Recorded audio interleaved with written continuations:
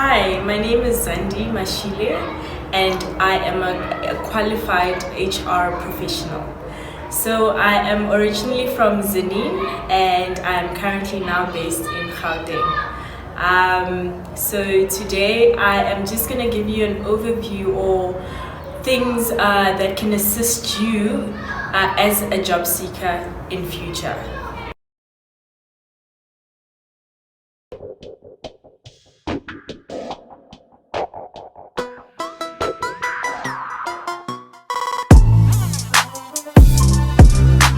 Opportunities don't happen, you create them.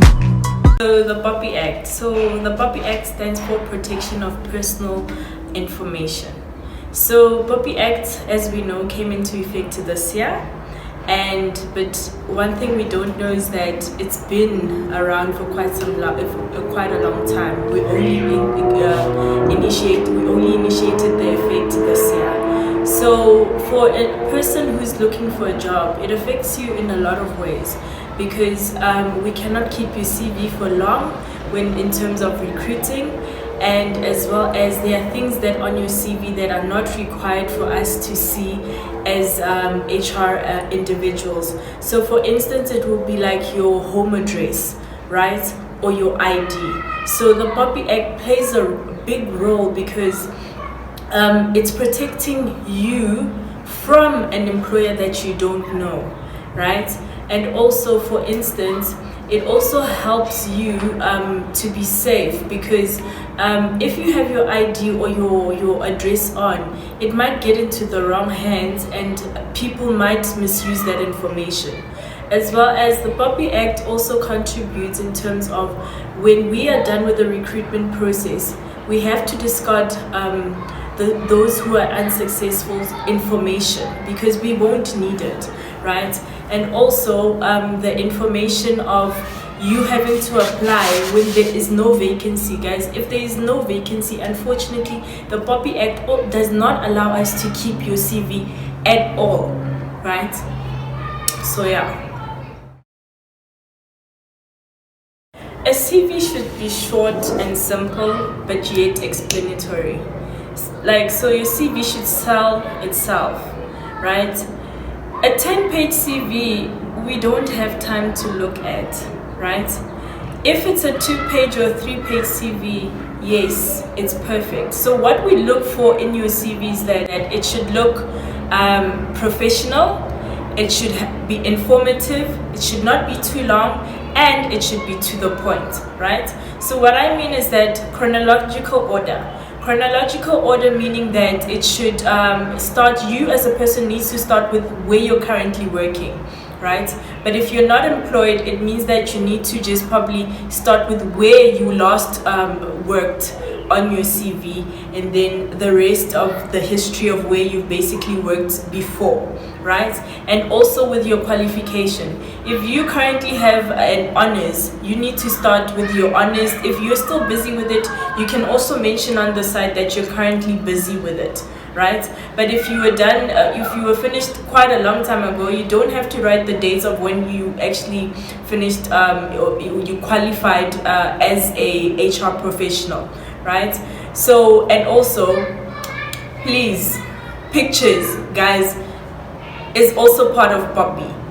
You should not put a picture on your CV. It is very important and very crucial. People tend to judge by looking at your picture. So to be on the safe side, I'd rather say don't put your picture because I'm a human being. I don't want to judge how you look. I want to see you when I see you for the interview. So is having an objective on your CV and references considered to be a good or a bad thing? It's considered to be a good thing because your objective, right, gives me an idea of the type of person you are. It gives me an introduction of who Wutomi is. And also having references on your CV is to me is you are being transparent that actually I would actually contact you want me to contact these people, right? So not having references on your CV, it means to me or to HR professionals, it means that there's probably something that you're trying to hide from us. The advice that I would give somebody is that please make sure that your CV is always updated, right? Please do not use a CV that you used 3 years ago to apply for an application now, especially that CV that had attachments. Please ensure when you send your CV, you do not send any attachments, because that is also contravening PoPi, right? So no ID, no certificate, no qualification attached to it. And please make sure that you always update your CV. Update it to the T with your references, with if you've started a new job, update it. So please always update your CV, and it should look in a format where it catches a recruiter's eye. I've put together my CV, I'm happy with it, and I want to start the application process. What are the things that I need to consider, the do's and the don'ts? Okay, so the do's is that for every application that you make, you need to ensure that you track it.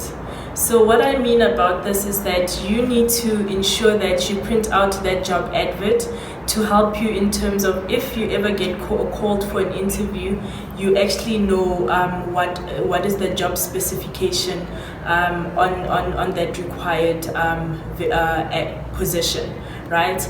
Another thing is also having to research on the wording of the position, right? Because sometimes you might think, no, I'm familiar with this, only to find out that no, it's not even within my line of qualification, or it's not even with my line of what I've done before previously, right? So that is the most important thing. Another thing that I would advise is that always have a notebook or somewhere where you can write on to just keep track, to say that I've actually applied on company A, for instance, right? So that will help you when the recruiter has to call you, you're in the safe when it comes to that. The don'ts, right? Not everyone will tell you this, but never contact the recruiter to find out how far they are within the process after the vacancy has closed. Remember, some companies also have a clause there where on the advert to say that if you've not heard from us after 2 weeks of the position closing, consider your application unsuccessful, right? Because that's when PoPi comes in. Because when you give a call and now you want to find out how far they are with the process, have they found somebody or not, it's not. The thing is, as recruiters, we don't know who we're really talking to over the phone, right? So I might say, unfortunately, I'm not allowed to disclose the information about that position, because I'm not really sure who I'm speaking to. You may say that you're speaking to Zandie, but over the phone, am I really speaking to Zandie? Or am I trying to test the waters in terms of me being the candidate that has been interviewed and me not wanting to disclose? So it's a very tricky one. So I advise that you never call, right? Just move on. If they've actually called you for that interview, then it's a good thing. But if you've never been called, if there's a clause, please do not call, because I believe you're wasting your airtime. How do I best prepare for an interview? Okay, so how you best prepare for an interview is that you ask for the job spec if maybe you did not have it or you maybe misplaced yours, right? That will also help you in terms of the job specifications. Those are the questions that they would ask you, right? In terms of what the job entails. Okay? Always research about the company. Don't go there unprepared, right? In terms of, oh, okay, no, I think I know myself, I'm ready to do this. No, you will go blank, right? Or you might find, oh, we can read when you are not prepared, right? We can read into the way you answer things, right? Because we always ask you, what do you know about our company? Especially if you've never worked in our company before. But if it's an internal person that's applying, we will definitely won't even ask that question. So please make sure that you are well prepared, you've made notes for that position and about that company, that company's vision and mission, right? And also anything that they need, like they basically do. If it's a cleaning company, obviously I need to know the cleaning equipment, what I need to clean, what that cleaning company does, how big it is, because they usually put that information on their vision or mission or somewhere on their webpage, or there's a word that says what you need to know about us. Always click on that. It might not be put in that place, in that wording, but you always need to check something about that organization that you're applying for. Secondly, is that every time when you go to the interview, please do not be late and too early, right? If they say your interview is at 9 o'clock, be there at 8:45, right? Reason being is that some companies always want you to fill in a form when you come through to the interview. So if you're late, right, it then creates a perception about you that when we do actually hire you and you're the successful candidate, you'll always be late. So if you're always 15 minutes before the time that they always ask you, it's always a good thing, because then it says a lot about you, right? In the interview, when they ask you a question that says a career history of yourself, or tell us who Zandie is, they don't want to know about your parents, your toys, your cars, your high school. No, they want you to basically give them a career history, right, of where you worked until to date, and where you've basically studied for that qualification, right? Short, to the point, sweet. Not a lot of information. It helps you not to go everywhere. It gives us as recruiters a sense of this person actually knows what they're talking about. They're not jumbling things, because when you jumble things, you end up saying a lot of things that are not even required for that interview, and then now we have to come in and say no, we correct you a bit, which now then it makes you feel uncomfortable, and then it kills your self-esteem as to say that you're not doing well in the interview. Another thing is that in the interview, if they ask you a question and you don't understand, by all means ask them to repeat the question. Don't just sit there and be like, huh? What is huh? Guys, always ask. When you get into an interview, see those people as not threats. See them as people you're friends with. See them as people you're having a conversation with. It makes life easier. We get to connect with you. We get to laugh, speak, right? So make sure that you kill those nerves. Do not be nervous. If you are, just ask for water, or maybe just do a little breathe-ins and just let them to say, I'm just a little bit nervous, but please excuse me on that part. Another thing is that always ask questions, right? Always ask questions. There's nothing wrong. No question is dumb. No question is stupid. Make sure that you ask questions, right? We're not saying that you're in an interview, you cannot ask questions. You need to ask questions, right? So make sure you prepare a few questions that you'd like to ask about them, who they are. Get a sense of feel of who they are as well, because we're also trying to get a feel of who Zandie is, right? So in that said, make sure that you are well prepared, so we see the initiative that you came with to the interview. And always make sure that when you answer a question, then you need to be audible, right? You cannot be like, no, but you see. No, you need to speak up. Not shout, but you need to be very audible, because some people, especially now with masks on, you're not able to hear each other. So you need to be able to basically say what you're saying, but you need to be heard, right? So please ensure that you are audible. If I feel like I fumbled that interview for whatever reason, and I feel like if I was to be given a second chance, I would do better. Is it possible for me to ask for a second chance immediately after that interview, or is it something that's unheard of? It's something that is actually unheard of, right? Remember, sometimes you might feel that you fumbled or you did not answer things correctly, but to them, you were perfect. Nay.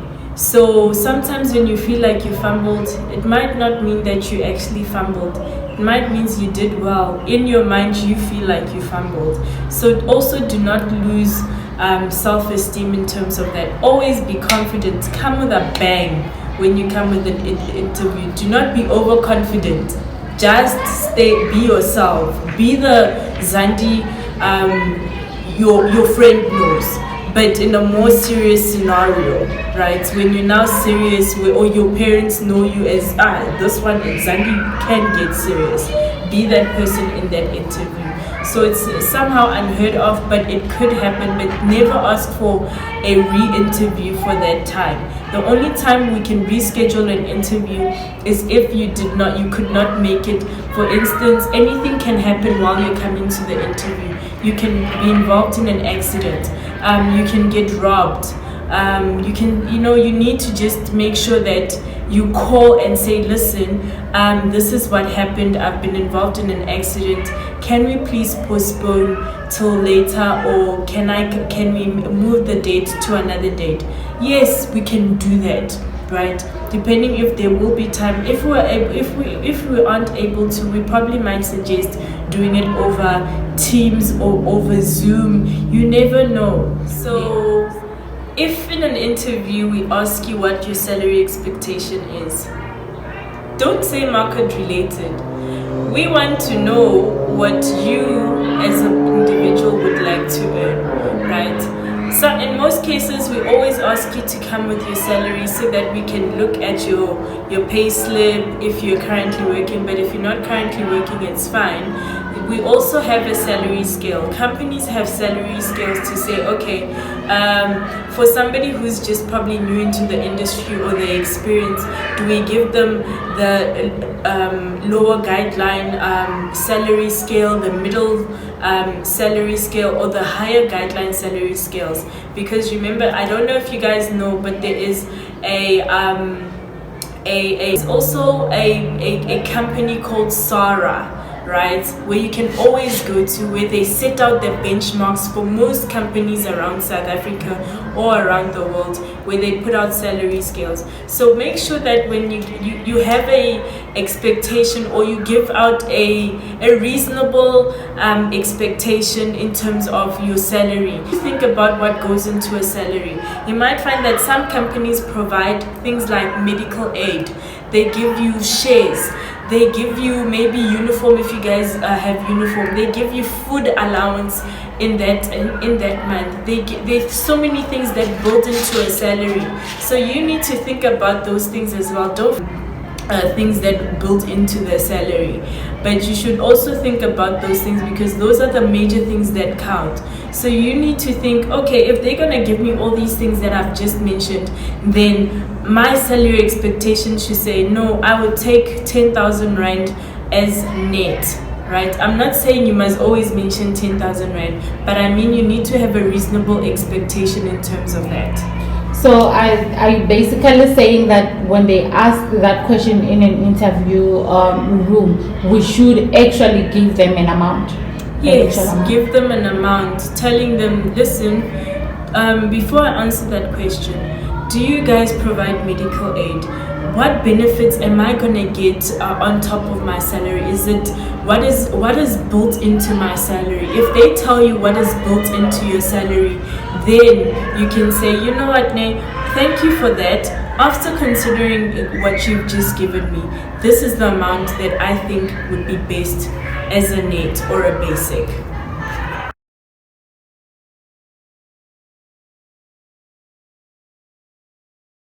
There's someone out there who's been in a company for a very long period of time, and they feel like they have reached their growth prospect, or they're not being offering opportunities for growth anymore in the company.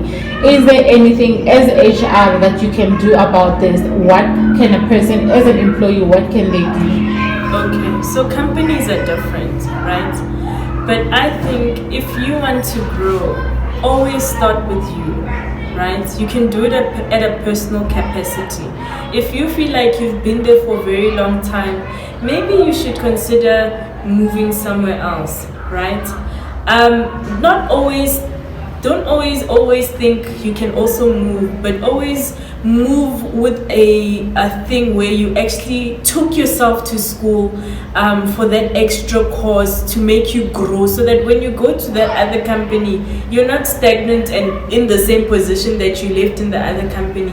That actually you've taken a position that is above from where you're coming from. Sometimes it's also good to speak to your line manager. When I say line manager, I'm speaking about the person you actually reporting to. I'm not sure if everybody always in each and every company you guys have performance reviews. If you speak to your line manager and let them know in your performance review, or you don't actually have to wait for that performance review to say that, listen, I want to grow, I want to go to University of Neverland or University of whatever land. You know, you want to grow and you want to see yourself as a manager one day or in a higher position, then possibilities of that manager taking it up to their line manager to say, listen, I see potential as well. But not forgetting, for you to grow in a company, that company also needs to see potential in you. If you're the type of person that always working, always putting more effort in your work, then why not? The company will surely most definitely back you up in terms of assisting you to become a better person in their company and keeping you there. That's why most companies always have performance reviews. But if they don't see that value in you, then I would say rather find it in your personal capacity to take yourself to school, better yourself while you're still working in the company, and then find a job after you've received that qualification or you've received that betterment, to make sure that when you go to another company, you're not in the same job position you were in the previous one. You go into a new one that side and you actually grow within that company. So never stop in terms of bettering yourself. Always go to school, make yourself sell yourself, guys. You need to sell yourself. Your CV says a lot, so you make sure you don't wait for somebody to take you to school. You take yourself to school. Thank you so much for tuning in. I hope I was able to assist somebody today, or maybe in future. You never know when you're going to watch this. So knowing the state of our country at the moment, that not everybody is currently employed or maybe is looking for employment somewhere, you can always contact Sophia, and I'm more than welcome to look at your CV and give you a few pointers here and there. You never know, somebody here might be your potential employer. So enjoy. Yeah, remember to like, share, subscribe, and yeah, see you next time. Bye.